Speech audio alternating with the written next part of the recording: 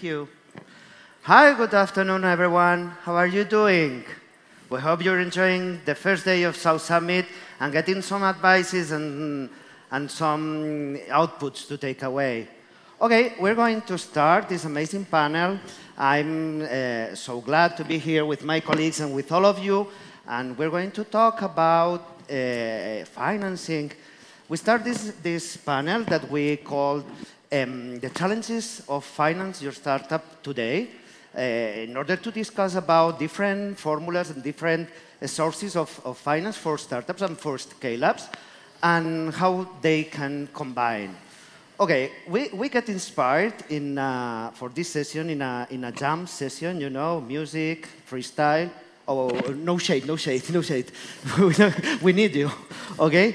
In order to have an open conversation, because each one of us play different financial instruments, and also we have the opportunity to hear these two top startups or scale-ups by now that they share their experience today with us.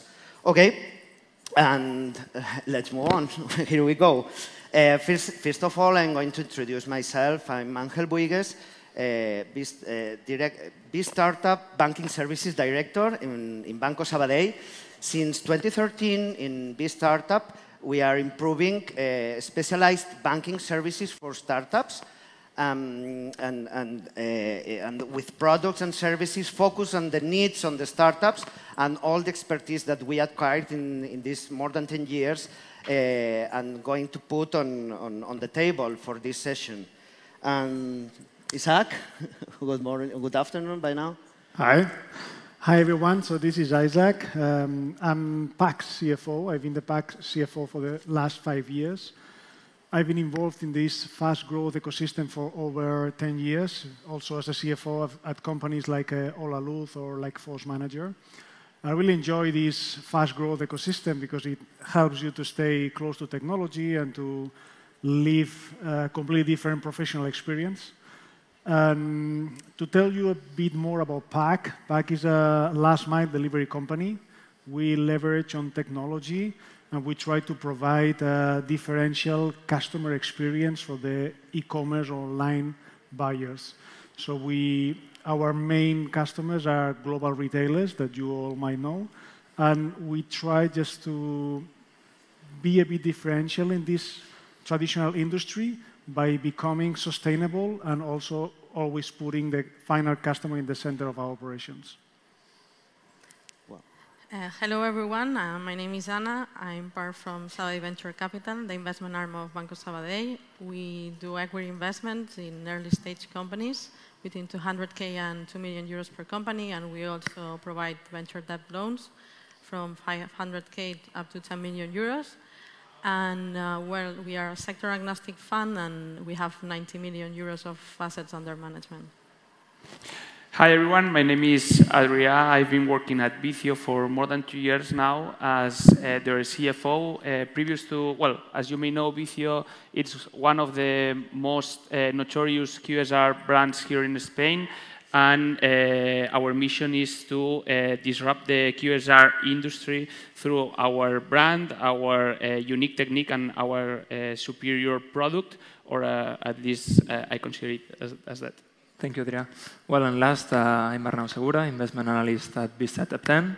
And briefly to explain what B-Startup 10 is before starting the jam session, B-Startup 10 is one of the two vehicles of Banco Sabadell in terms of investing in startups.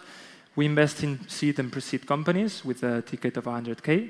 And well, in terms of sector, we are agnostic, meaning that we can invest in any sector that we consider there's a certain opportunity or there's certain potential. And yeah, this is basically it. We don't have much time, so let's begin the jam session. Now we have presented all the instruments of the jam session. So I want to start by asking a question to Ángel. From your experience, what startups can access traditional financing or traditional debt, and what makes them eligible? Because I guess everyone wants it, but not everyone can have it. Yeah, thank you, Arnau. Good question. Okay, we see that the banking finance that can better fit the needs of a startup or scale-up, there are the treasury management tools and working capital loans, right? The non-dilutive financing from the bank, from banking products, there we look for the low profile, low risk, low revenue, not the same step than other sources. Okay, and in that case, because the banking financials are the most competitive in terms of on rates, at least on the stage. Okay, and this is the point that we want to cover in the startup needs. Okay, and that in this scenario, it better fits on the startups that are facing ramp up in sales or need to cover some gaps between payments and incomes, and it's a good situation for look for banking solutions. I want to add, because there is a basic question beside any financial transaction, okay? And it's simple. How will this company pay me back in the future the money that I'm lending them today, right? It sounds easy, and usually it tends to be, but sometimes we maybe can get lost in the equation, right? So to answer this question, in the bank, we need to see all the big picture of the company, and the team, or the entrepreneurs, has to be able to show us what's their future, what situations they're going to face, and some special moments like an investment, or if they are thinking on an APO in the future. But it's important that the company can explain the situation by now and what's the future, what they certainly have for the future. Okay, but I think that we would like to hear about the funding paths in both startups that we have on the stage. So Isaac, Adria, what types, in plural, of funding have you in your companies, and how did you combine them in each stage? It's for both. Your turn. Sure. I mean, the funding path in a company like PAC, it's been like the traditional one. So you start bootstrapping, then you access some business angels, then you move to VCs, national, then international. You get higher and larger tickets. Then you consider a potential IPO at some point. So it's a traditional one. Now, what we have as of today, it's a good combination. It's a flexible structure with a solid cap table, with national, international VCs that help us just to run our day-to-day operations. And then we also have a solid banking pool that is made out of the main banks in Spain. And actually, they help with several operations. Some of them are traditional loans that help us just to go through some CapEx investments. Then we also have some factoring and reverse factoring lines that help us to balance our working capital. So our payment terms and collection days are pretty similar, so that we don't consume or burn cash because of our operations. And then we have some other banking guarantees, because we have like 100 warehouses of today, so we have to lease them. And it's good to have a bank that gives you the support to close those agreements. So yeah, that is our structure, and we combine all of that. We try to keep an efficient cost of capital, and obviously it builds a lot of credibility towards auditors and to the market itself if you can combine that solid cap table plus a strong banking pool. Well, in our case, it's pretty similar to PAC's. In that case, we have started the company at the beginning by bootstrapping, and then we opened our cap table to one of the most relevant VCs here in Spain. And after that, as our company has become more mature, we have incorporated more traditional funding, such as rent back for CapEx, or in order to solve our working capital needs, such as, let's say, revolving lines. Okay, so we have been talking about different sources of funding, but I would say that venture debt is the less known or the less popular. amongst the ones we've been talking about. So Anna, in a nutshell, could you explain what venture debt is and which startups are most fit for it? Yes, sure. Venture debt is a term loan of 3 to 4 years that it's suitable for high growth companies that are basically tech-enabled, VC-backed businesses, and with scalable operations. It is commonly used between rounds as a bridge round to extend runway, but also on top of an equity round to reduce the dilution. It's certainly more expensive than traditional bank loans, but cheaper in terms of dilution, in terms of equity. So I would say that you have to combine all types of funding, and also like raising capital from traditional investors is not the only way to fund your company, but it seems as the most common one in the startup ecosystem. So I will ask you now which kind of startups can apply to VC funding, and what does a fund such as BStartup bring to the table apart from money? Mm-hmm. Okay, well, not every company is suitable for VC capital because in the long term, it's probably one of the most expensive ways to finance your startup. But I would think that in general terms, there are several characteristics that a startup should have, or at least it's good for them to have to attain this capital. And the following would be, first of all, high growth potential, meaning that the startup needs to be able to generate sustainable and rapid growth in their market.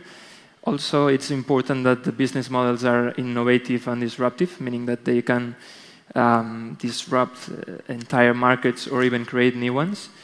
I would also say scalable business models because, startup needs the ability to expand its operations without proportionally increasing their costs, because then a business is scalable.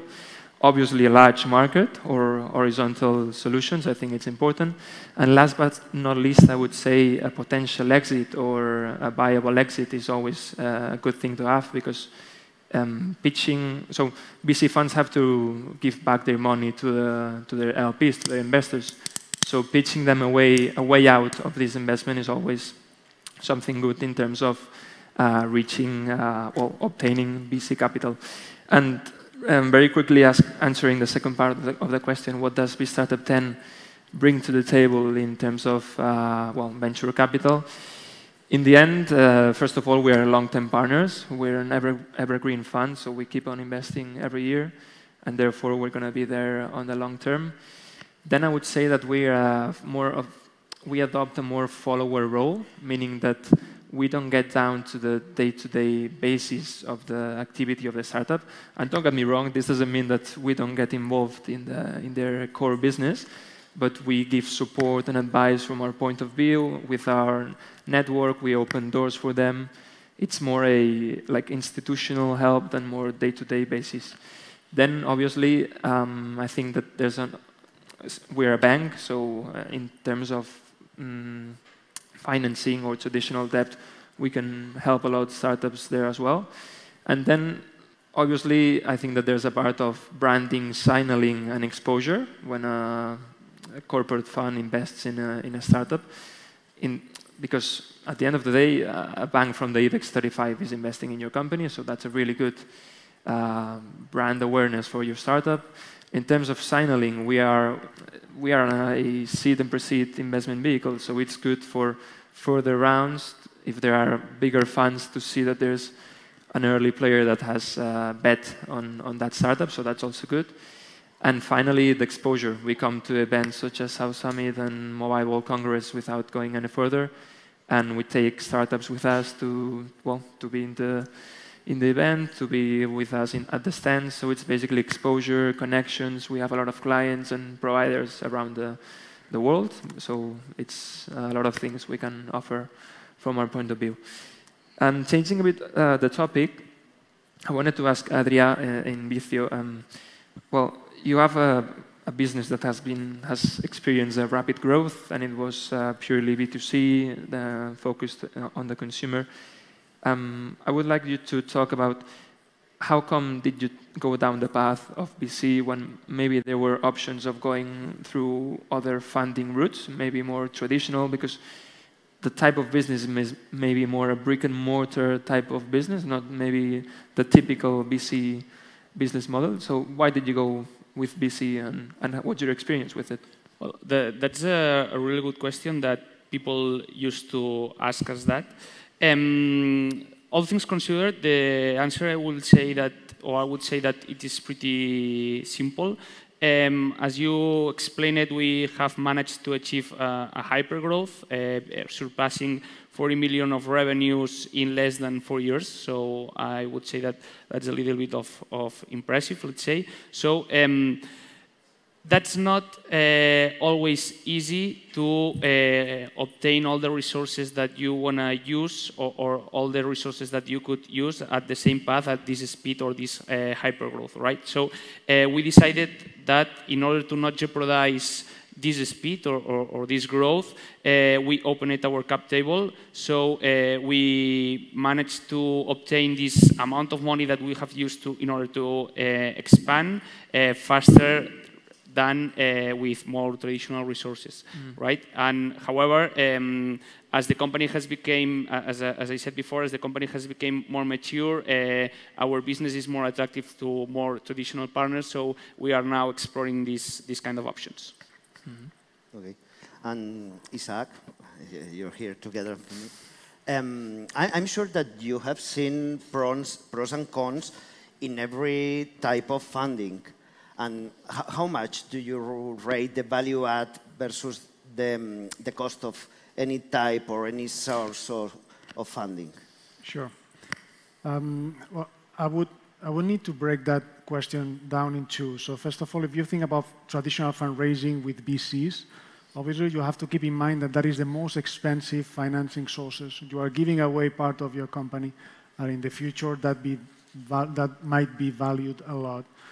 So, but on the other hand, you can get VCs and maybe institutional investors that are going to be really helpful for you in an early stage of your company, just to organize yourself, to seek opportunities, to professionalize a bit the business model, and that is key. That is very important.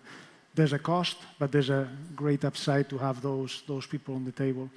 Then, if you think about banking financing, I wouldn't say that the cost approach is the right one, because at the end of the day, the financial cost goes below EBITDA, and most of the startups don't look much below the line. But apart from that, what you are looking is for flexibility. You need some other financing players like banking or some other institutions that help you just to build a solid financing structure for your company. And the value they can provide, to me, is the main one is the flexibility. So you can build something that really fits your need at that specific point. It can be a loan because you need to do a CapEx investment, because you need to expand your business model, because you have a specific necessity. Or it can be just something related to working capital, or it can be, well, as I mentioned, there are lots of products. You can make them suitable to your exact situation at the moment. So that's, to me, the main value added by that structure. Thank you. So as experienced CFOs here with different types of funding, I would also like to hear from both of you, like, what's your advice for first-time founders that are raising capital right now, and which, like, we have talked a lot about different funding instruments, but which funding path would you recommend and why? Well, for first-time entrepreneurs, I would definitely recommend them to properly balance and let's try to find this sweet spot between the short-term and long-term decisions in order to not jeopardize your future just focusing on short-term. So it's not always easy because you don't always have available all these resources that you would definitely use for that, but you have to definitely properly assess the pros and cons of each of the options that you have on the table, because not always you have all of them above. So I would definitely say that let's try to figure out what wall you would try to build, and just build it brick by brick, and just not try to jeopardize the future. Thank you, Adrian. How about you, Isaac? Yeah, first piece of advice would be just be aware that you are building something and the goal is to be profitable at some point. So, I mean, financing is fine, but always towards like financial independence. So the goal is just to go through that process, but at some point to say, okay, now I have a company that generates cash. Because otherwise you can end up in a kind of a spiral of financing, and that can be dangerous at a long term. Then be aware that equity is the most expensive financing you can get. And then be kind of patient, because it depends a bit on the stage of the company. At a very early stage, maybe your product is not still finding the right market fit. So you get some funds for you to survive, to try, to fail, to learn.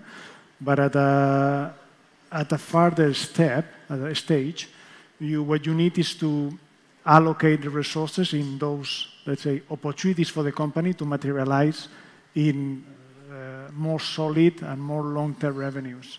So just to make sure that you can make it and you can just go through any valley situation, you can go against the turbulences from the market. So financing is your safety net. So obviously, when you are burning cash, it's the way for you to say, okay, I can keep alive, I can keep thinking on my business model, but at some point, this needs to be profitable. Okay. As we have 2 minutes, a couple of minutes left, I would like to make you the same question. Now, Anna, what's your last advice for the entrepreneurs, for all the audience, from your vision as an investor? You want me to start? Okay. Well, I would say that the first thing, building up on what Isaac just said, is that it's really important which team you choose at the start, especially in terms of dilution, because at the beginning it's very easy to lend to the first investors that appear, a bit of equity here, a bit of equity there, and suddenly you find yourself with a cap table not broken, but maybe with a considerable amount of dilution. And I think it's a problem we see often in startups that come with a good product and really good business model and team, but the cap table is a bit diluted because of this. So in the first steps, I think that choosing the right team and specifically who you want your investors to be based on what they can add like value to your startup, I think it's key in the first steps as an entrepreneur.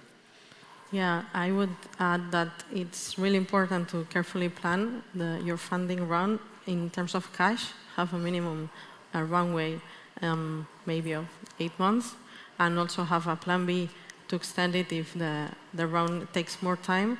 I would also say that don't be afraid to reach out investors from the very beginning. This is a long-term relationship that it's built over months or years.